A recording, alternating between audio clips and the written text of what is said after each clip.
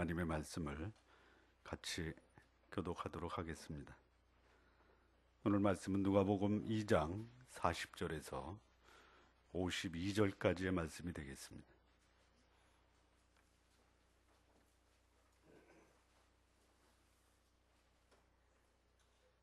찾으셨으면 다 같이 교독하시겠습니다. 아기가 자라며 강하여지고 지혜가 충족하며 하나님의 은혜가 그 위에 있더라.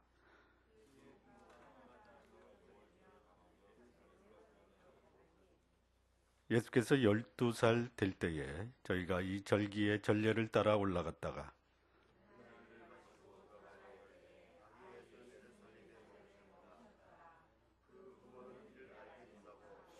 동행 중에 있는 줄로 생각하고 하룻길을 간 후 친족과 아는 자 중에서 찾되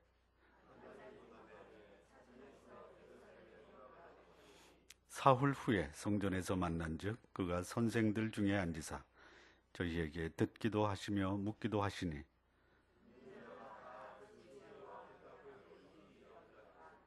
그 부모가 보고 놀라며 그 모친은 가로되 아이야 어찌하여 우리에게 이렇게 하였느냐 보라 네 아버지와 내가 근심하여 너를 찾았노라.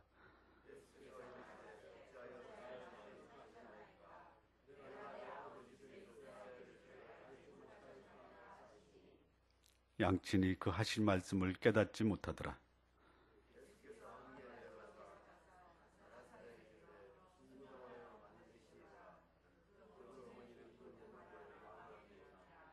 다 같이 읽겠습니다. 예수는 그 지혜와 그 키가 자라가며 하나님과 사람에게 더 사랑스러워 가시더라. 아멘. 기도하시겠습니다. 하나님 아버지, 말씀하실 때에 우리가 이 말씀을 마음으로 받아 주 앞에 거룩한 삶을 살아갈 수 있는 삶의 기초가 되게 해 주옵소서. 오직 하나님의 영광만 드러날 수 있도록 인도하여 주옵소서. 우리 주 예수 그리스도의 이름으로 기도합니다. 아멘.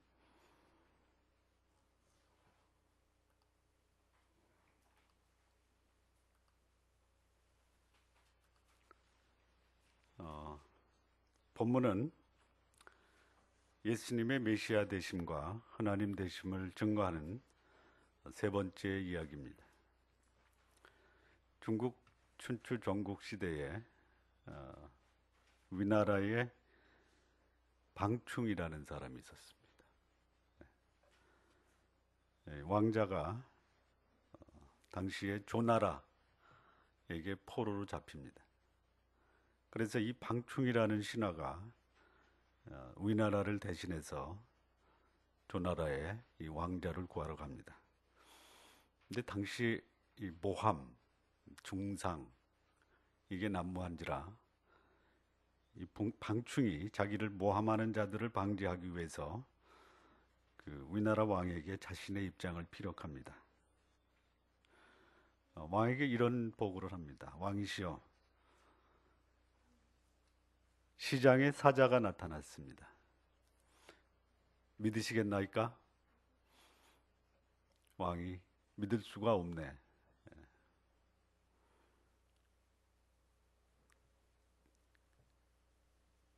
근데 두 번째 사람이 와서 이렇게 보고합니다. 왕이시여, 시장에 사자가 나타났습니다. 믿으시겠나이까? 두 번째 보고를 받은 왕이 글쎄 세 번째 사람이 와서 보고합니다. 왕이시여, 시장에 사자가 나타났습니다. 그때 왕이 내가 이제는 믿어야겠네. 방충이 이렇게 얘기합니다. 왕께서는 사자가 나타난 것을 믿은 것이 아니라 사자가 나타났다고 한 사람들의 말을 믿은 것입니다. 시장에 사자가 나타날 리가 있습니까? 이 말을 하면서 방충이 자신의 이야기를 합니다. 제가 왕자를 구하러 조나라에 갈 텐데 제가 가면은 반드시 저를 모함하는 세 사람 이상의 모함자가 나타날 것입니다. 그러더라도 왕께서는 그 신하들의 말을 믿지 마시기 바랍니다. 왕이 내가 믿지 않겠네. 그렇게 약속을 하고 방충이 조나라로 떠납니다. 그가 떠나자 아니나 다를까 그를 모함하는 사람들이 왕에게 왕충을 모함하기 시작합니다. 왕충이 왕을 배신할 겁니다. 안 믿습니다. 두 번째 사람이 와서 얘기합니다. 안 믿습니다. 세 번째 사람이 와서 얘기하니까 믿기 시작합니다. 이 이야기가 방충에게 들어갑니다. 그 얘기를 들은 방충이 우리나라로 돌아가지 않고 중도에 도망을 칩니다. 자, 사실이 아닌 것도 세 가지의 거짓 증거를 대면 진실로 받아들이는 세계죠. 자, 사람들이 믿으려고 하면 적어도 몇 가지 이상의 증거를 대야 됩니까? 세 가지입니다. 세 가지. 우리는 이 누가복음 2장에서 예수님이 메시아다라는 증거를 오늘 세 번째 증거를 댑니다. 첫 번째 증거가 뭡니까? 목자들에게 나타나 예수께서 메시아이심을 알려주었던 천사들의 증거입니다. 두 번째는 뭐였죠? 시므온과 안나, 평생을 구도하면서 지냈던 시므온과 안나의 증언을 통해서 예수께서는 메시아 하나님의 아들이다라는 사실을 들었습니다. 오늘 세 번째 증언입니다. 세 번째 증언. 누구의 증언입니까? 예수님 자신의 증언입니다. 자, 믿을 수 없는 것을 믿는 것을 뭐라고 합니까? 믿을 수 없는 것을 믿는 것을 뭐라고 그래요? 미신이라고 하는 거예요. 그런데 믿어야 될 것을 안 믿는 것을 뭐라고 그래요? 불신이라고 하는 거예요. 그렇다면 믿어야 될 것을 당연히 믿는 것을 뭐라고 그래요? 믿음이라고 하는 거예요. 이 누가가 그야말로 정확한 관찰자, 근원부터 미루어 자세히 차례대로 살펴봤던 이 누가가 예수님이 하나님이다라는 사실을 증거하기 위해서 3~4번의 증거를 대고 있는 것이, 천사의 증언, 두 구도자의 증언, 그리고 당사자의 증언을 하고 있습니다. 예수님은 하나님이십니다. 오늘 이 세 번째 이야기에서 예수님의 어린 시절 12살 때의 모습을 보여주고 있습니다. 12살, 지금으로 얘기하면 초등학교 6학년입니다. 6학년 12살 나이에 자기의 정체성을 그렇게 분명하게 얘기하는 이 아이, 어떨 것 같아요? 12살 때, 12살 때 자기의 정체성에 대해서 전혀 거리낌 없이 당당하게 밝히는 어린아이. 왜요? 무서운 거예요. 무서운 거예요. 세상을 뒤집어 엎을 수 있다라는 것이. 그 나이에 걸맞지 않는 자기 정체성이 분명한 이 예수를 보고 그가 메시아다, 그것을 증거하기에 충분합니다. 이 여성 심리학자, 이 조이스 브라더스라고 하는 심리학자가 있습니다. 그가 심리학을 전공하면서 심리학 차원에서 인생을 창조적이고 성공적으로 살아온 사람들의 특징 두 가지를 제시합니다. 첫째는 분명한 자아 개념이다. 즉 자기 정체성이 분명한 것이고, 두 번째는 세상을 바라보는 안목이 어둠과 고통 속에서도 밝은 면을 볼 수 있는 긍정적 태도다. 세상살이가 만만치 않습니다. 우리는 모두 다 밝고 그리고 넓고 문제 없고 이런 삶을 기대하지만 그것이 우리의 삶이 아니다라는 것은 우리는 경험적으로 알고 있습니다. 그렇게 인생이 만만하지가 않습니다. 그래서 우리는 고통스럽고 원망하고 불평하고 이렇게 살아가는 그런 현상들을 종종 봅니다. 그런데 그렇지 않은 사람이 없습니다. 다시 말하면 인생이 쉬운 사람이 없다라는 것이죠. 그럼에도 불구하고 쉽지 않은 인생을 밝고 긍정적이고 그리고 웃으면서 살아가는 사람이 있어요. 이런 사람이 세상을 바꾸는 그야말로 겁나는 사람입니다. 자, 예수님은 자신에 대한 분명한 자아 개념, 이 정체성, 그가 12살 나이에 자신을 뭐라고 선언하고 있습니까? 나는 하나님의 아들이다. 12살 때 분명한 신앙 고백과 자기 정체성을 보여주고 있는 것이에요. 초등학생이면요, 얼마든지 자기의 신앙 고백과 정체성을 확립할 수 있다라는 것이죠. 빠를수록 좋습니다. 빠를수록 좋아요. 예수님은요, 아기 때도 메시아였습니다. 80년을 구도했던 노인의 입에서 내가 주의 구원을 보는도다. 그분은 아기 때도 메시아였습니다. 그는 12살 소년 때도 그는 메시아였습니다. 그는 장년이 되어 그의 공생애를 시작하실 때도 그는 하나님의 아들로 자신을 세상에 공포하십니다. 자, 이 유대인들의 이 교육 과정을 보면요, 거의 15세가 되면은요, 거의 기본적인 교육이 끝납니다. 그러니까 중학생이 졸업할 때가 되면은요, 그 아이의 인생관, 좌우명, 세계관, 신앙관, 미래관, 이게 다 끝납니다. 마땅히 행할 길을 아이에게 가리키라. 그리하면 늙어도 그것을 떠나지 아니하리라. 마땅히 행할 길을 아이에게 가리키라. 아이, 누가 아이일까요? 누가 아이일까요? 갓난 아이가 아이가 아닙니다. 갓난 아기도 아기입니다. 이 유대인들의 아이의 개념은요, 크게 몇 가지가 있습니다. 첫째, 젖먹이는 아이가 있습니다. 둘째, 12살 이전을 아이라고 합니다. 셋째, 남자의 경우 턱에 수염이 나기 전까지를 아이라고 합니다. 넷째, 결혼하기 전에 모든 미혼 자녀를 아이라고 합니다. 그러니까 결혼 전에 아이들에 대한 이 정체성 자아 개념을 확립시켜 줘야 되는 거예요. 빠를수록 좋습니다. 빠를수록. 마땅히 행할 길을 아이에게 가리키라. 그리하면 늙어도 그것을 떠나지 아니하리라. 우리말에도 비슷한 말이 있죠? 무슨 말이죠? 3살 버릇 여든까지 가는 거예요. 자, 6살이 되면요, 유대인들은요, 쉐마, 시편 교육을 시킵니다. 6살 때. 쉐마가 뭡니까? 듣기 연습을 시키는 거예요. 경청의 훈련을 시킵니다. 하나님의 말씀을 듣는 훈련을 시켜요.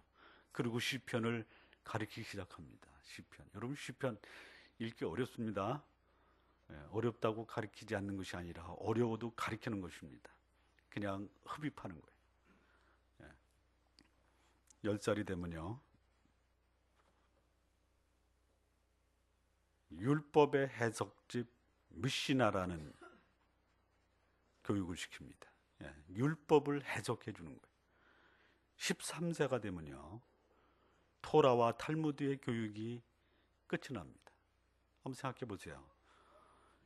10대에 창세기, 창조의 이야기, 인간 타락의 이야기, 하나님이 아브라함을 선택한 이야기, 아브라함의 후손 이삭과 야곱과 요셉의 이야기, 출애굽의 이야기, 광야의 이야기, 그리고 가나안 입성의 이야기, 하나님이 그들에게 어떻게 살아야 될 것을 알려주는 구약의 율법을 13세가 되면 거의 다 완성이 되는 거예요. 자, 우리 한국의 교육은요, 어렸을 때 무슨 교육을 시킵니까? 낳자마자 영어 교육을 시킵니다. 예. 예. 조금 더 지나가면 레고를 시킵니다. 예. 그 다음에 이제 유치원에 들어가면서 한글 교육 시키고요, 수학 교육 시키고요. 여러분, 우리 옛날에 우리 조상님들이 교육을 시킬 때 적어도 어릴 때 뭐 시켰냐면 소학을 가르쳤습니다. 소학. 조금 나이 들으면요, 대학을 가르칩니다. 조금 나이 들면요 사서 삼경을 가리킵니다. 노노, 맹자, 중용, 주역, 시경.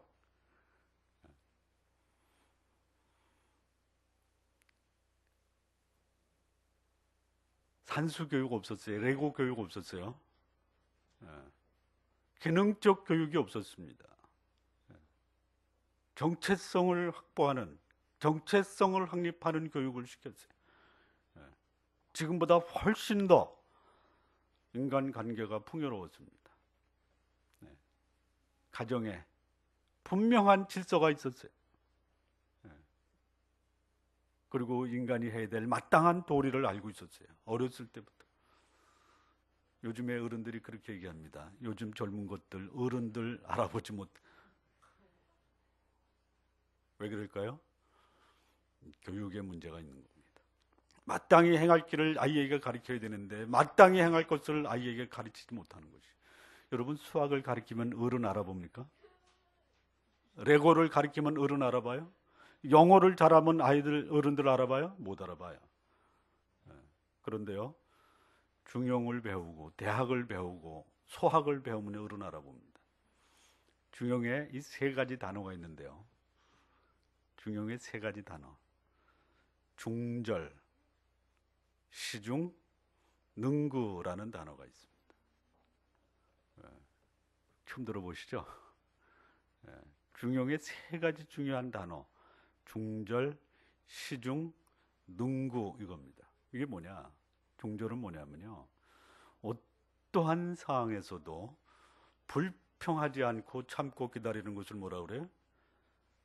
중절. 이게 성품의 뭐에? 인내. 인내라는 것은 뭐냐면요. 여러분, 시, 노, 에락 있어요. 시, 기쁘고, 노, 화나고, 에, 슬프고, 락, 즐겁고, 어떤 상황에서도 마음의 평안을 유지할 수 있는 이 상태를 중절이라고 합니다. 중절. 이런 사람을 가리켜 위인이라고 해요. 시중이 있어요. 시중. 이런 사람 보면 어떻습니까? 시도 때도 없이 나서서 그냥 시도 때도 맞지 않는 말을 하는 사람 보면 어때요? 안타깝죠? 시중이 뭐냐? 이 시자입니다. 때시자에다 가운데 중자입니다. 나설 때 나서고 나서지 않을 때 나서지 않고 말할 때 말하고 말하지 않을 때 말하지 않는 것, 이거를 시중이라고 하는 것이. 이거를 우리는 뭐라고 그래요? 지혜라고 하는 거예요. 능구라는 게 있어요. 능구. 이 능구는 뭐냐? 능력, 능자에다가 지속될 구자입니다. 그런데 어떤 사람도 자기가 마음 먹은 거 3일 이상 하면 좋은데 3일 못 간다라는 것이. 말하고 실천하는 게 그렇게 어렵다. 그렇다면 중용이 뭐냐? 말한 것을 말한 대로 무슨 일이 있어도 자기가 약속한 것 반드시 지키는 것. 이게 뭐예요? 책임감. 이게 중용이에요. 이거 언제부터 가르쳐요? 어렸을 때부터 가르치는 거예요. 이제는 성품입니다. 이거 가르쳐야 돼요. 그거 가르치면요, 언어, 레고, 산수 따라오는 거예요. 따라오는 거예요. 예수님은 어렸을 때부터 이런 교육을 받고 성장을 하셨습니다. 이 본문에, 이 복음서에 보면 예수님의 어린 시절에 대한 구체적인 내용과 이 자료는 별로 없습니다. 그런데 오늘 본문에 보면 2장 40절하고 52절에 보면요, 아주 특별한 말씀이 나옵니다. 40절 보면 아기가 자라며 강하여지고 지혜가 충족하며 하나님의 은혜가 그 위에 있더라. 여러분, 우리 아이가 어떻게 자랐으면 좋겠어요? 이렇게 자랐으면 좋겠죠. 어떻게요? 우리 아이가 자라며 강하여지고 지혜가 충족하고 하나님의 은혜가 그 위에 있더라. 이 얘기를 듣는 것만큼 그 자식을 낳은 부모님에게 기쁨과 보람이 어디 있겠어요? 52절을 보면 이렇게 되어 있습니다. 예수는 그 지혜와 그 키가 자라가며 하나님과 사람에게 더 사랑스러워 가시더라. 이게 우리 아이들이 자라야 될 성장의 모델입니다. 모델이에요. 우리는 예수님 닮아가는 하나님의 자녀들입니다. 그렇다면 내 모습에서 나도 키가 자라고, 이제 자랄 만큼 자랐죠, 우리는요. 그러면 그 키가 자란 만큼 우리는 또 뭐가 자라야 돼요? 지혜가 자라야 됩니다. 지혜가 자라야 돼요. 지혜가 뭡니까? 알 만큼 알아야 되고, 알고 있는 것은 내 삶 속에 적용하고, 적용한 그것이 나와 다른 사람에게 기쁨이 되고 유익이 되고 다른 사람을 행복하게 할 수 있는 능력을 우리는 지혜라고 하는 것이죠. 그렇게 자란 부모가 우리가 낳은 그 자녀를 그렇게 키울 수 있는 거예요. 그리고 하나님과 사람 앞에 사랑스러워가는 자녀로 우리는 키울 수가 있는 것입니다. 적어도 우리는 이 말씀을 통해서 유추할 수 있는 것이 있습니다. 예수님은 성장하면서 이 구약의 율법인 토라, 이 토라라 하면요, 창세기, 출애굽기, 레위기, 민수기, 신명기를 말합니다. 쉐마, 신명기를 해설해 놓은 책입니다. 미쉐나, 율법을 해석해 놓은 책입니다. 이것을 받으면서 영적으로, 정신적으로, 정서적으로 이 성숙한 모습을 보이면서 성장하셨다라는 것이, 그리고 그것을 삶에 적용하는 모습을 통해서 예수님은 하나님과 사람들에게 칭찬을 받는 이 모습으로 성장하셨다라는 것이 우리가 본받아야 될 모습입니다. 예수님이 공생애를 시작하시면서 이렇게 말씀하십니다.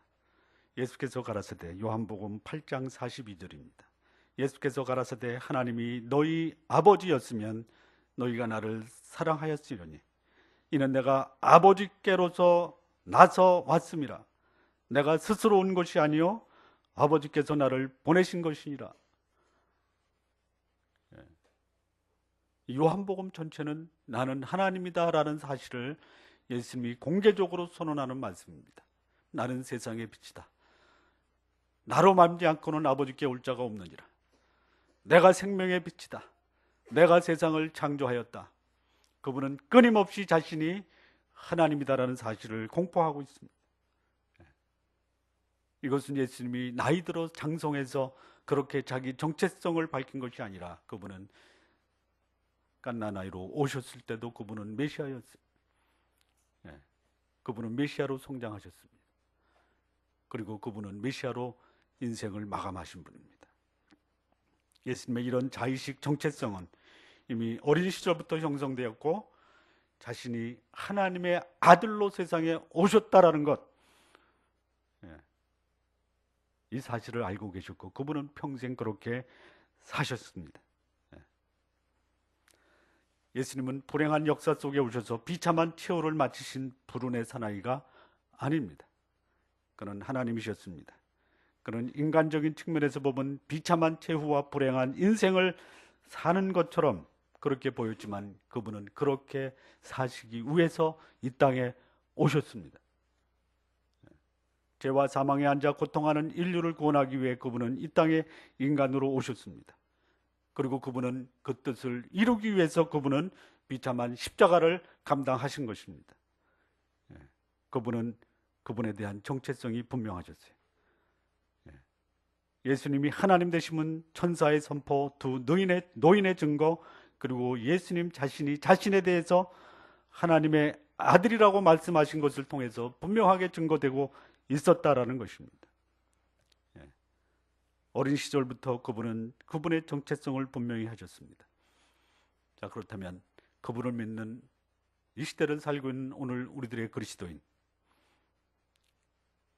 그분에게서 배워야 될 이 정체성 확립에 대해서 우리는 무엇을 배울 수 있는 것인가? 자기 정체성 확립을 위해서 무엇이 필요한가?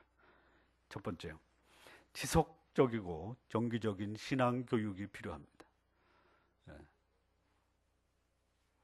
여러분, 의식화 교육을 받으려면요, 제대로 된 의식화 교육을 배우셔야 됩니다. 잘못된 의식화 교육으로 인생 망치는 사람들이 얼마나 많은지 몰라요. 우리는 의식화 교육을 안 배웠다고요? 아닙니다. 안 배운 사람이 없어요. 야, 돈이 인생의 최고다. 돈만 벌어라. 그러면 돈이 내 모든 인생의 문제를 해결해 줄 것이다. 이거 무슨 교육이에요? 의식화 교육이에요. 무슨 의식화 교육이에요? 물질 만능 의식화 교육입니다. 공부 열심히 해서 출세하라. 인생 폼나게 살아봐라. 이거 뭐예요? 의식화 교육이에요. 권력 지상주의에 대한 의식화 교육입니다. 부자들을 까부셔라. 있는 자는 만인의 적이다. 시뻘겋게 물들어라. 이거 뭐예요? 이게 뭐예요? 사회주의 의식화 교육이에요. 여러분, 대학생들 대학 들어가서 MT에서 뻘겋게 물들어지는 그것만 의식화 교육이 아니에요. 우리는 어렸을 때부터 그런 의식화 교육을 받고 살아가는 것이에요. 여러분, 기왕에 받을 의식화 교육이라면요, 하나님으로 물들어 주시기 바랍니다. 제대로 된 의식화 교육을 받아야 돼요. 그리고 그것에 대해서 내 인생이 거기에 목숨을 바쳐도 결코 아깝지 않다라는 이런 의식화 교육을 받아야 돼요. 앞서 말씀드린 것처럼 3살 버릇 8까지 갑니다. 어린 시절에 형성된 이 가치관, 정체성, 의식화 교육, 인생의 무덤까지 가지고 가는 것이에요. 어떻게 지속적이고 정기적인 신앙 교육을 시킬 것이냐. 하나님을 가르치십시오.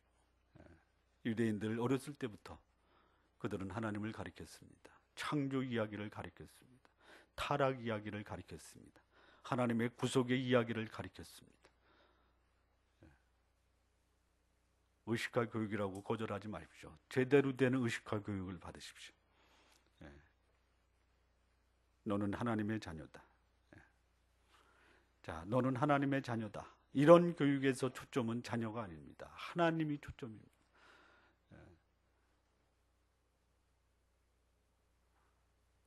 아버지를 부자로 뒀으면 자식은 어떻게 살아요? 부자같이 살아요. 아버지가 거지면 자식은 어떻게 살아요? 거지같이 살아요. 아버지가 하나님이면 자식은 어떻게 살아야 돼요? 하나님같이 살아야 되는 것이. 이 교육을 시켜야 되는 거예요. 만약에 아버지가 거지인데 자식이 부자같이 살면 누구 욕먹이는 거예요? 아버지가 부자인데 자식이 거지같이 살면 누구 욕먹이는 거예요? 아버지가 하나님인데 자식이 마귀처럼 살면 누구 욕먹이는 거예요? 아버지 욕먹이는 거예요. 자식은 아버지같이 살아야 돼요. 저는 두 분한테 감사합니다. 한 분은 하나님 아버지, 두 분은 우리 아버지한테 감사합니다. 아버지 때문에 제가 이 땅에 왔잖아요. 그 아버지 때문에 제가 영생을 얻었잖아요. 저는 아버지처럼 살 겁니다.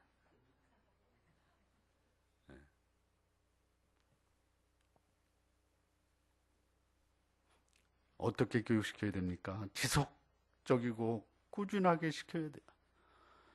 여러분, 지속적이고 꾸준하게 교육을 시키려면요, 내가 지속적이고 꾸준한 교육을 받아본 경험이 있어야 되는 거예요. 대충 교육받고 심도 있는 교육을 시킬 수가 없어요. 저희 교회가 개척교회지만요, 심도 있는 교육을 시키려고 제가 몸부림치면서 교육을 하고 있습니다.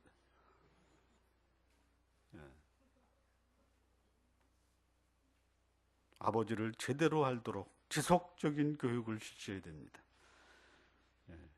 여러분, 내가 알고 있는 그분에게서 내가 아는 것이 별로 없다.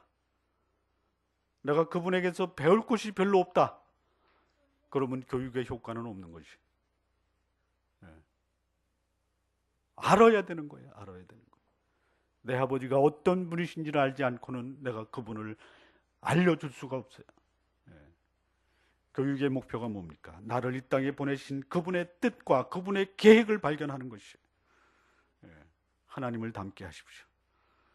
하나님의 사랑과 공의, 은혜와 진리 앞에서 성장할 수 있도록 가르쳐야 되는 것이. 이 건강한 신앙교육, 건강한 종교교육을 받은 사람이 건강한 사회생활을 하는 것입니다. 부모의 모습을 그대로 닮아가기 위해서 부모는 삶의 모델이 되어야 되는 것입니다. 예수님은요, 가정에서 신앙교육 받았습니다. 해마다 함께 가는 성전 예배, 토라와 율법 교육을 통해서 자신의 정체성을 그분은 계속 확인해 갔던 것입니다. 부모의 신앙 수준이 자녀들에게 그대로 전달되는 것입니다. 자, 이런 신앙 교육에 이 성공한 사례와 실패한 사례가 얼마든지 있습니다. 성경에 보면요, 이 자녀 교육에 성공한 사례가 있어요. 대표적인 사례가 누구냐? 모세 부모입니다. 모세 부모. 어렸을 때부터 그 모세 부모가 모세를 낳고 그 당시 바로가 남자아이가 낳으면 다 죽여라 그랬어요. 근데 죽일 수가 없었어요. 믿음으로 안 죽인 겁니다. 무슨 믿음이냐? 하나님이 이스라엘 민족을 이제는 구원할 때가 됐다라고 하는 아브라함의 예언의 말씀을 믿고 이 모세를 숨기기로 결정합니다. 나일강에 보냅니다. 누나를 딸려 보냅니다. 바로의 공주가 이 아이를 발견합니다. 그리고 공주의 아들로 자랍니다. 모세의 누이가 공주에게 나갑니다. 이 아이를 위해서 유모를 데려오겠습니다. 유모를 데려와라. 그래서 모세의 친어머니가 바로의 궁으로 들어갑니다. 그리고 젖을 먹입니다. 보통 옛날에요, 젖을 먹이면요, 기본이 3년이었다 그러더라고요. 3년. 근데 모세는 그냥 전해오는 전설에 의하면 6살까지 젖을 먹었다 그래. 여러분, 6살까지 모세는 그 어머니로부터 당시에 하나님 교육을 마스터했어요. 그리고 모세의 친어머니는 떠납니다. 그리고 바로의 공주가 키워요. 누구로? 바로의 왕자로 키웁니다. 애굽의 모든 학문을 다 배웠어요. 그런데 모세가 나중에 이렇게 얘기합니다. 바로의 공주의 아들이라 칭함을 거절하고 하나님의 백성과 함께 고난받는 것을 더 좋아하고. 언제 배웠어요? 언제 배웠어요? 어렸을 때 배웠어요. 제대로 된 신앙교육, 제대로 된 자녀 교육은요, 평생을 가게 하는 것이에요. 평생. 물론 중간에 실수할 수 있습니다. 모세도 실수했어요.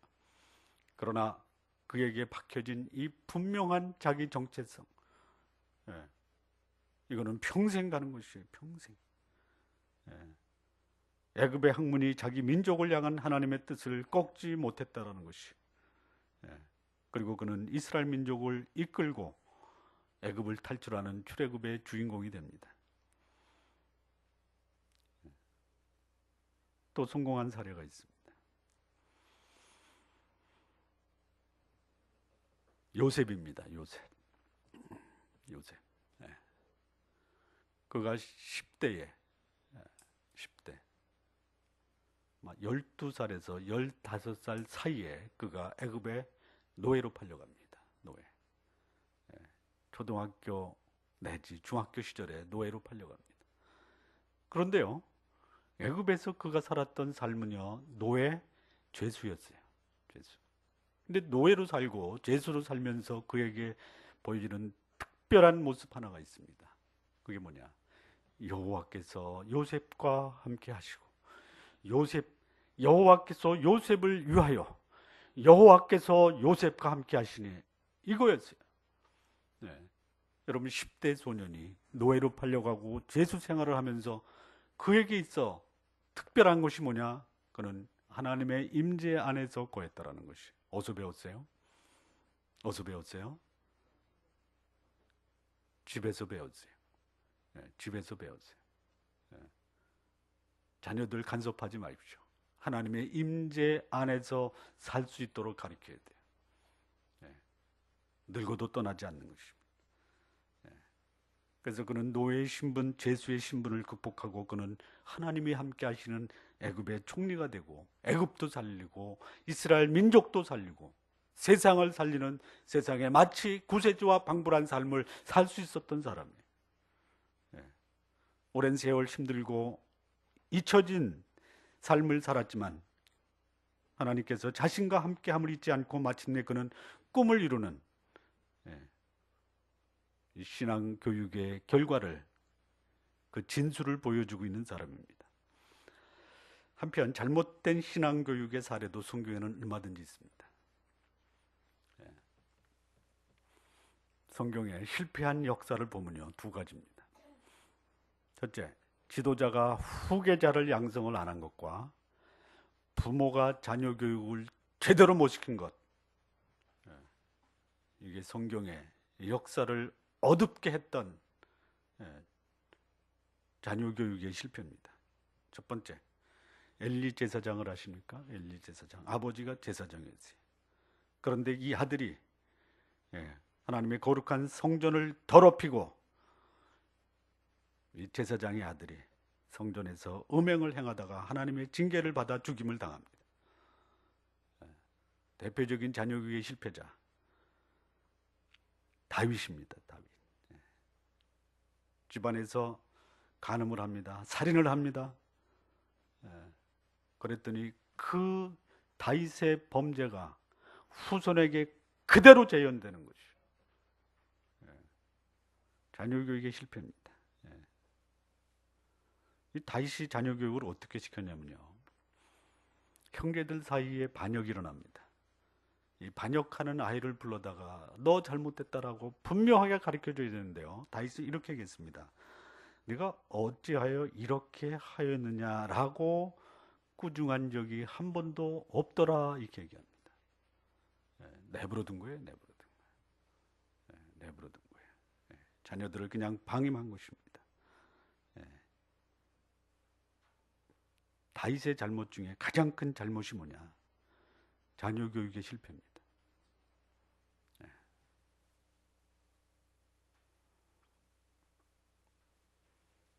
분명한 자아 정체성을 위해서는요, 내 자녀에게 어린 시절부터 지속적이고 정기적인 신앙 교육을 시켜줘야 돼요.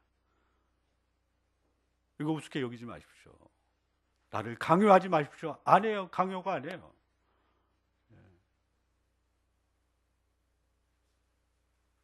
자, 두 번째. 어려운 말을 좀 썼는데요, 의식 세계에 대한 무한한 개방이다. 좀 어렵죠? 이게 뭐냐면요, 자녀의 사고가 내 생각을 미치지 못한다고 내 생각 안에 가두지 말라라는 것이.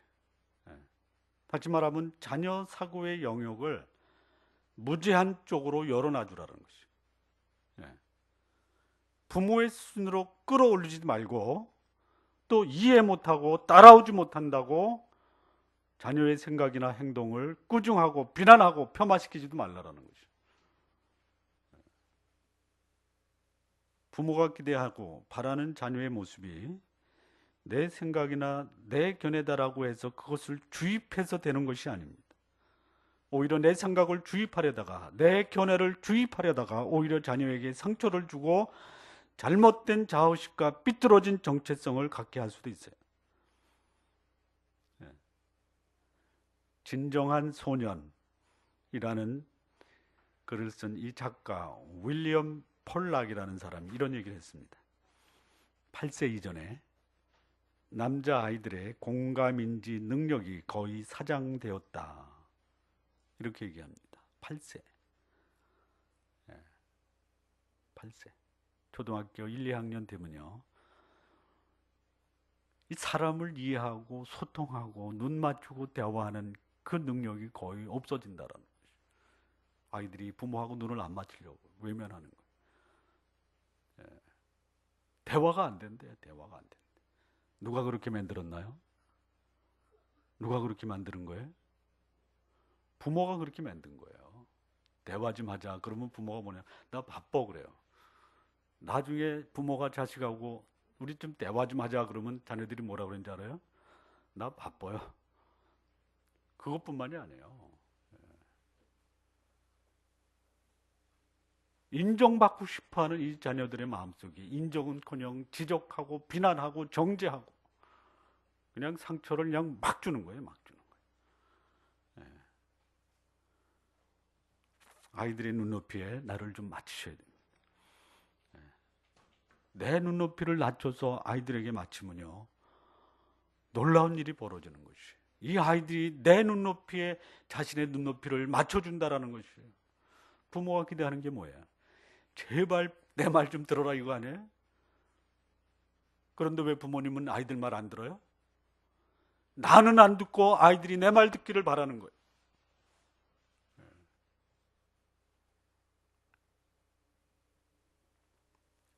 자, 예수님 부모가 생전에 예수님의 모습을 보고 당황합니다. 그리고 선생들과 대화하는 예수님을 보고 꾸중하고 나무라죠. 네가 어찌하여 네 아버지와 네 아버지와 나를 이렇게 근심시키느냐? 예수님의 부모님도 지금의 부모와 별반 차이가 없다라는 것이죠. 여러분, 부모가 모르는 자녀의 세계, 부모의 경험과 판단으로 해석하지 마십시오. 조금 심하게 말씀드리면요, 아이들을 모르면요, 그냥 내버려 두세요.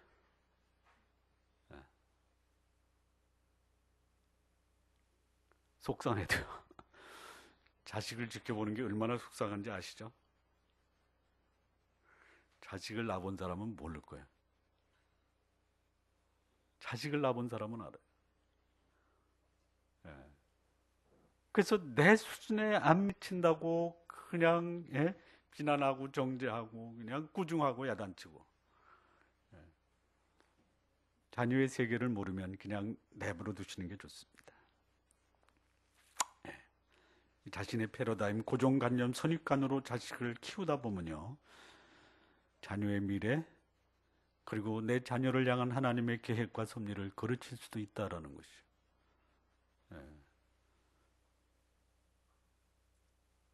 태아는 천재다. 영아도 천재다. 그런 책이 있습니다. 태아는 천재다. 하나님이 내 속에 생명을 주셨을 때 이 아이는 하나님이 어떻게 주셨어요? 천재로 주셨어요.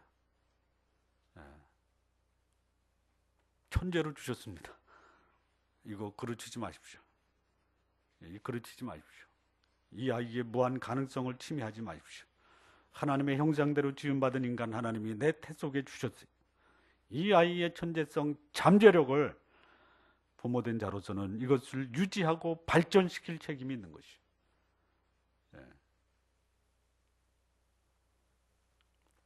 세상이 그렇게 만만하지 않아서 세파에 시달린 부모님들, 자기 경험, 상식을 가지고 자녀에게 도움이 됐으면 좋겠다라고 해서 부모의 생각과 부모의 경험을 자녀들에게 주려고 해요. 그 경험이요, 지금의 내 모습을 만든 건데요, 오늘의 내 모습이 자녀 속에 재현되기를 바라는 마음으로 그렇게 하시는 건 아닌데, 결과적으로 내가 한 이 자녀에 대한 내 행동이 내 자녀를 나와 똑같은 사람으로 만든다라는 것이죠. 눈높이를요, 내 자녀의 수준을 내 눈높이로 끌어올리지 말고 내 눈높이를 자녀의 수준까지 끌어내리시기 바랍니다. 아멘 좀 하세요. 아멘.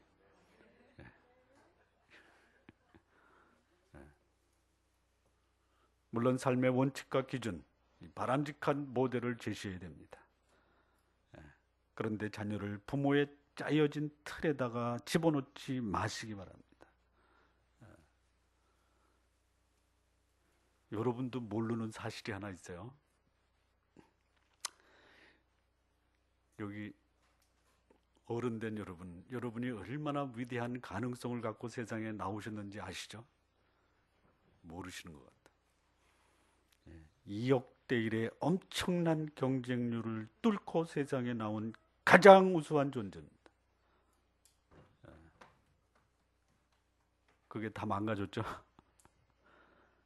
조금 남아있나요? 나는 그렇게 자라도 내 자녀는 그렇게 키우지 마십시오. 아직은 개발되지 않았지만 엄청난 잠재력과 가능성을 가지고 있는 존재예요. 이를 잘 보존하고 유지해야 될 책임이 부모에게 있는 겁니다. 예. 정체성 확립을 위해서 첫 번째 뭐죠? 지속적이고 꾸준한 정기적인 신앙 교육을 시키라. 두 번째, 의식 세계의 무한한 가능성을 개방시켜놔라 이거예요. 세 번째입니다. 원만한 가족 관계를 유지하셔야 됩니다. 어느 심리학자가 이런 말을 했습니다. 사람은 모든 인간관계의 틀을 가정 안에서 배우게 된다. 맞습니다. 사회에 나가서 맺는 동료, 친구와의 관계, 이것은요 형제 자매 관계에서 그 틀이 만들어진다라는 것이에요. 선배와 상사에 대한 관계는 부모와의 관계에서 그 기초가 되는 것입니다. 결혼 후에 부부관계는 아버지와 어머니 관계를 보고 배운다라는 것이에요. 따라서 가정 안에서의 모든 인간관계는 그 어떤 것보다도 중요하다라는 것이에요. 자, 예수님의 어린 시절을 보면요, 이 가족관계가 대단히 원망했습니다. 굉장히 원망이 아니라요, 원만했습니다. 원만했습니다. 이 본문에 보면요, 예수님이 고향에 가셔서 뭐라 그래요? 받들어 섬기셨더라. 받들어 섬기셨더라. 강요에 의해서 어쩔 수 없이 하고 싶지 않지만 억지로 부모님 말을 따랐다가 아니에요. 섬겼다라는 것은 뭐냐? 마음으로 존중했다라는 것이에요. 그리고 그는 이렇게 얘기합니다. 누가는 그분은 잘하시면서 하나님과 사람에게 사랑스러워 가셨다. 어디서요? 가정 안에서입니다. 가정 안에서. 한 사람의 정상적인 성장과 자아의식은 원만한 가족 관계에서 형성된다라는 것이죠.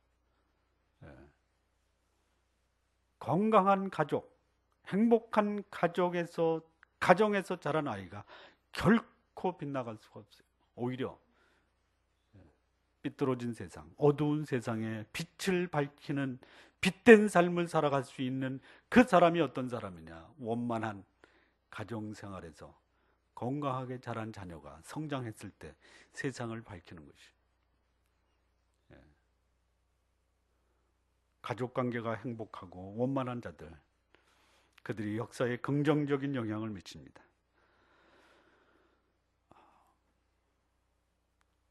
영국 옥스퍼드 대학에 영재 교육을 전공했던 어느 박사가 영국 그 영재 집단에서 교육을 하는데 놀라운 사실을 발견했대요. 그게 뭐냐면요, 절반의 아이가 싱글 페어런트다. 싱글 페어런트. 그 충격을 받은 거예요. 이 아이들이 자라서 어떤 일을 할까라는 것이. 어떤 일을 할 것 같아. 어렸을 때 깊은 상처를 받았어요. 어떻게 될 것 같아? 영재입니다. 영재라 하면요, IQ 145 이상이에요.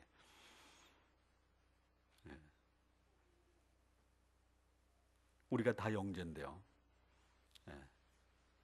그 아이가 사랑과 행복 속에서 자랐을 때 역사에 긍정적인 영향을 미치는데 상처를 받고 이 아이가 어린 시절을 보냈다. 어떻게 될 것 같아? 본인도 어두워집니다. 주변도 어두워집니다. 역사가 어두워지는 것이. 아무리 똑똑하고 재능이 있고 리더십이 있더라도 가족관계가 원만치 못한 이 사람들, 역사에 어두움을 가져올 수밖에 없다라는 것이. 이 가족관계가 개인의 정체성에 결정적인 영향을 미칩니다. 이 건강한 자녀관계, 평생에 영향을 주는데요. 몇 가지 사례를 좀 드리겠습니다. 인류 역사에 가장 비극적 역사를 초래했던 사람 중에 한 사람이 누구냐? 마르크스입니다.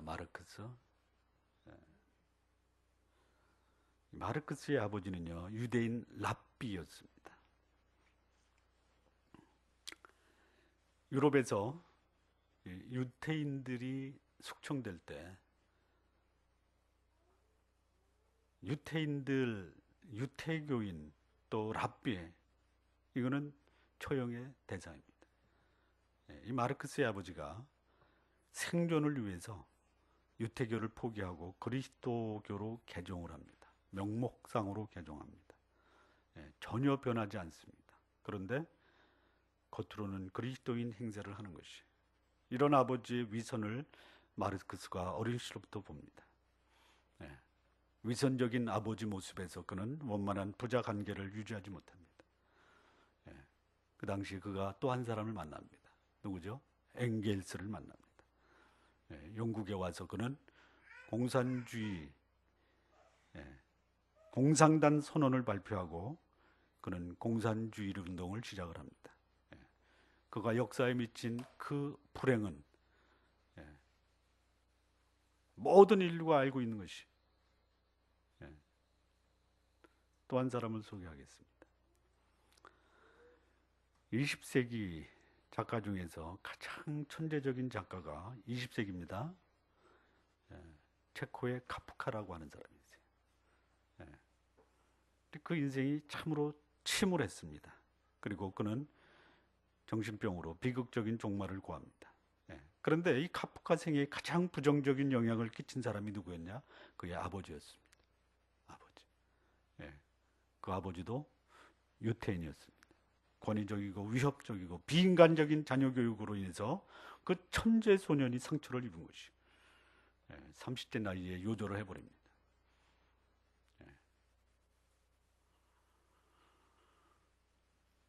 가족관계 원만하게 하십시오. 자, 이 정체성이 확립된 예수님의 모습에서 우리가 받아야 될 교훈이 있습니다. 첫 번째요, 균형 잡힌 삶을 삽니다. 균형 잡힌 삶. 40절과 52절에 예수는 그 지혜가 자라고 그 키가 자라며 하나님과 사람에게 사랑스러워 가시더라. 이 정신적, 신체적, 사회적, 영적인 면에서 치우치지 않는 균형 감각을 갖고 있었어요. 균형 잡힌 삶이 뭐냐? 공부 열심히 해야 됩니다. 건강 관리 해야 됩니다. 인간관계 원만해야 됩니다. 신앙생활도 제대로 해야 됩니다. 어느 게 중요합니까? 다 중요합니다. 나 공부 때문에 신앙생활 하기가 어렵다.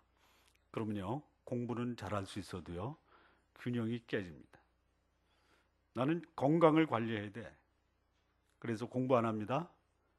그러면 균형이 깨집니다. 나는 사람 만나는 거 싫어. 그러면 균형이 깨지는 것이에요. 저는 한 사람의 생애가 아이를 출생하자마자 절벽과 절벽 사이에 외주를 놓고 외주를 올려보내는 것이 인생이라고 봅니다. 공감을 하십니까? 그게 인생이에요. 자, 외줄에 올려보내는 거예요. 이 천사 같은 아이들을 지금 어디다 올려보내시냐면요, 절벽 사이에 외줄로 올려보내는 것이에요. 떨어지지 않고 이쪽 절벽에서 저쪽 절벽까지 외줄을 건너갈 수 있는 유일한 비결이 뭐예요? 뭐예요? 균형이에요. 균형. 신문지상 매스컴에 나오는 그야말로 정상까지 올라갔던 사람이 그냥 곤두박질하는 이유가 뭐예요? 균형이 깨진 거예요. 균형이 깨진 거예요. 균형이 깨지면요, 그냥 절벽 밑으로 곤두박질하는 거예요. 네 가지 영역에서 골고루 이 삶을 책임 있게 관리를 해야 돼요. 뭡니까? 공부 열심히 해야 돼요. 정신적으로, 지적으로 높은 수준의 지식을 보유할 수 있어야 돼요. 공부하셔야 됩니다. 건강하셔야 돼요. 건강을 잃으면 다 잃어보는 거예요. 사실 건강뿐만이 아닙니다. 신앙 잃어버려도 마찬가지, 인간관계 잊어버려도 마찬가지, 공부 안 해도 마찬가지.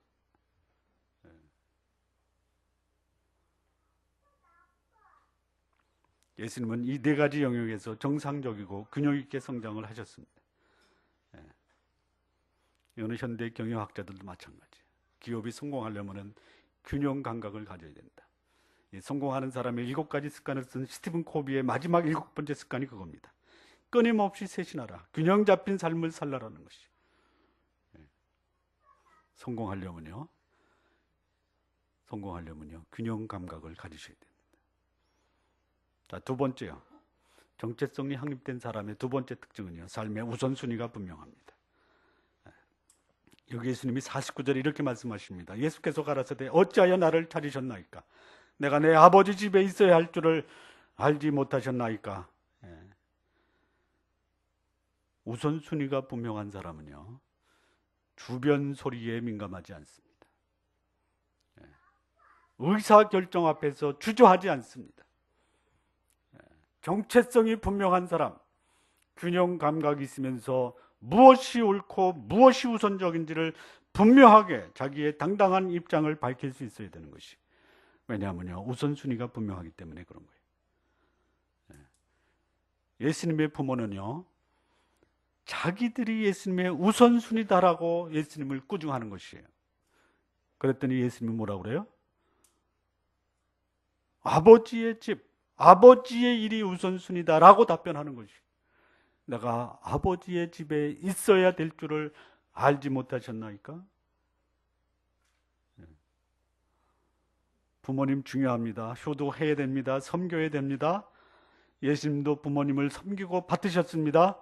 그러나 결정적인 때에 하나님의 집에 있는 것이 부모님을 섬기고 순종하는 것보다 중요하다는 것을 알았기에 예수님께서 부모님과 함께 나사렛으로 동행하지 않고 성전에 남아 있었던 것이에요.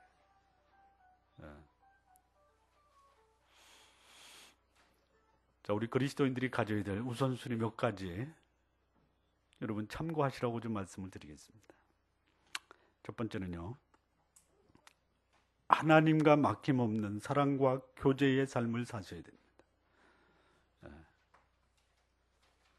어두운 밤에 불이 들어오려면요, 전선이 연결되어 있어야 돼요. 우리 영혼의 빛이 비치기 위해서는 하나님과의 통로, 이 채널이 연결되어 있어야 돼요. 이게 가장 중요한 것이 하나님 앞에서 사는 삶입니다. 내 오늘 이 삶의 현장이 하나님과 동행하고 있는가? 두 번째는요, 가정입니다. 가정을 돌보고 가족과의 사랑의 교제의 삶을 사는 것. 그 어떤 일보다도 중요합니다. 세 번째, 삶의 터전 이 직장에서 자신의 직무에 최선을 다하는 삶. 네 번째, 저는 네 번째가 중요하지만요, 첫째, 둘째, 셋째보다는 덜 중요하다라고 봅니다. 넷째가 뭐냐? 교회 봉사. 하나님과 막힘없는 교제의 삶은 첫 번째지만요, 교회 봉사는 네 번째입니다.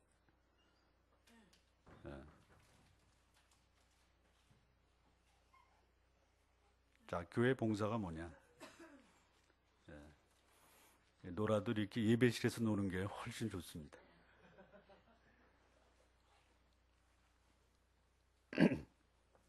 교회 봉사가 뭐냐? 예배 참석하는 것, 성경 공부하는 것, 신방하는 것, 가르치는 것. 중요합니다. 그러나 가족보다는 중요하지 않습니다. 직장보다는 중요하지 않습니다. 궁금하시면요, 제가 성경적 근거를 들어서 아주 자세하게 말씀드릴 수 있습니다. 나중에 성경 공부해 보십시오.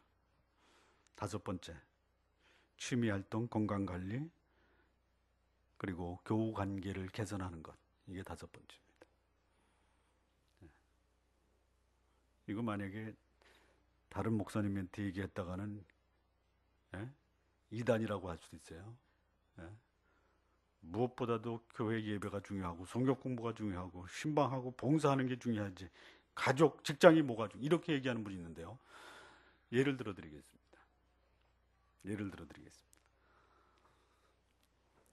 네 가지 일이 동시에 벌어졌습니다. 뭐가 벌어졌나? 집안에 초상이 났습니다. 회사에서 해외 출장 명령이 났습니다. 주일날 성경 공부를 인도해야 됩니다. 자, 성경 공부 인도하는 거, 출장 가는 거, 집안에 초상이 난 것, 어느 것을 먼저 합니까? 왜요? 성경 공부 먼저 해야 되는 거 아니에요? 안 해요? 초상 나고. 물론 세 가지가 동시에 벌어지는 것은 드문 경우입니다. 그러나 우선순위가 분명하면요, 당연히 초상부터 치러야 돼요. 교회 반주하는 거 다른 사람이 해도 돼. 반주 없어도 돼요. 우선순위가 뒤죽박죽 되면요, 이 헷갈리면요, 삶이 뒤죽박죽 되는 거예요. 정체성이 분명한 사람은 삶의 우선순위가 분명합니다. 세 번째, 정체성이 분명한 사람은요, 사람들에게 행복과 기쁨을 줍니다. 52절이에요. 예수는 그 지혜가 자라고 키가 자라며 하나님과 사람들에게 사랑스러워 가시더라. 사람들에게 기쁨과 행복을 주는 거예요. 균형 잡힌 삶. 우선순위의 삶을 살다 보면 그 삶을 산다고 사람들에게 부담을 줄 수가 있어요. 그렇게 하지 마십시오. 경계해야 됩니다. 자아 정체성이 분명한 사람들, 자신의 삶을 통해 주변 사람들이 행복해야 되는 것이에요. 나 때문에 주변 사람이 행복할 수 없다면 이거는요, 자기 정체성 또는 자기의 존재의 가치를 부인하는 사람이에요.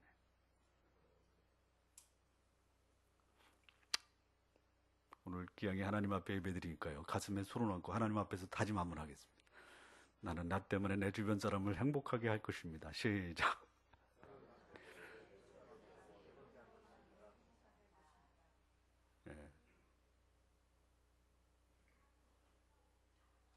나를 위해서 다른 사람이 존재하는 것이 아닙니다. 남을 위해 내가 존재하는 것이에요. 이 사람이 자아 정체성이 분명한 사람이에요. 하나님 앞에서 자신의 존재를 볼 수 있는 사람, 그 사람은요, 이제 다른 사람을 섬기며 그들을 행복하게 하고 기쁘게 하는 삶으로 하나님을 영화롭게 하는 삶을 보여야 하는 것이에요. 내가 하나님의 종된 것, 그것과 내가 너희를 위해 종된 것과 같은 의미라고 말씀하세요, 성경이. 내가 너희를 위해 종된 것은 내가 하나님께 종된 것을 인함이라. 하나님의 종이라고 하면요, 사람들을 섬겨야 돼. 나 때문에 사람들이 행복해야 되는 것이. 자, 옆집 건너 사는 사람이 나 때문에 행복해야 될 필요가 있어요, 없어요?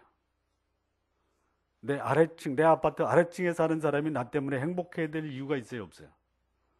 별로 없어요. 아랫집, 윗집 사람이 나 때문에 행복할 걸 가지고 고민하지 마시고요, 같은 아파트에 사는 내 가족이 나 때문에 행복할 것을 위해서 고민하셔야 됩니다.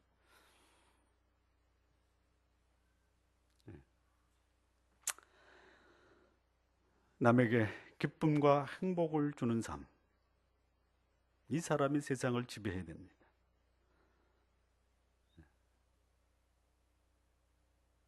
남에게 행복과 기쁨을 받기를 기대하는 사람, 자기 때문에 다른 사람이 행복한 것보다 자기를 위해서 다른 사람이 나를 행복하게 해줄 것을 기대하는 그 사람 때문에 역사와 인류는 불행한 결과를 초래했다라는 것이죠. 결론을 맺겠습니다. 예수님의 메시아 되심은 천사, 선지자, 예수님 자신의 증언을 통해서 입증이 되었습니다. 문제는 이 예수를 나는 어떻게 대하고 있는가? 나의 메시아, 나의 구세주, 나의 주님으로 모시고 있는지요? 아니면 나보다 낫다고는 믿지만 내 인생을 맡길 수 있을 만큼 신뢰를 줄 수 없는 분으로 생각하고 있지는 않은지요? 나는 나의 분명한 자의식, 정체성은 확립되어 있는지요? 나를 이 땅에 보내신 이의 의도와 뜻을 알고 있는지요? 나를 향하신 하나님의 뜻을 알고 그것을 행하는 삶이 가장 고상한 삶이며 가장 고상한 인생이 되는 것입니다. 나의 자녀와 다음 세대를 위해 건강한 정체성을 나의 자녀들에게 심어주시기 바랍니다. 수준 높은 신앙교육을 시키십시오. 자녀의 눈높이에 맞게 그들의 의식세계를 마음껏 펼치도록 해주십시오. 원만한 가족관계를 유지하십시오. 그러면 나의 자녀도 균형 있는 삶을 살게 되고 우선순위가 분명하며 사람들에게 기쁨과 행복을 주는 사람이 될 것입니다. 기도하시겠습니다.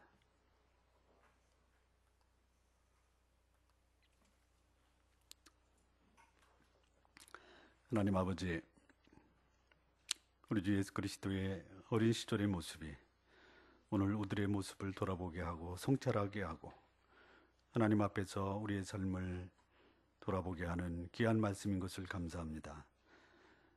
우리 주 예수께서 보여주셨던 분명한 자기의 정체성, 오늘 우리의 모습에서도 동일한 예수 그리스도의 모습이 발견될 수 있도록 하나님 도와주옵소서. 지속적으로 하나님 말씀 앞에 우리의 삶을 드리고, 그리고 나를 향한 하나님의 뜻을 발견하되 동일하게 나의 자녀에게도 하나님의 뜻을 발견할 수 있도록 돕고, 그리고 우리의 가족 관계가 주 앞에서 더 행복하고 사랑스럽고 아름다운 가족이 될 수 있도록 하나님 축복하여 주옵소서. 감사하며 예수님의 이름으로 기도합니다. 아멘.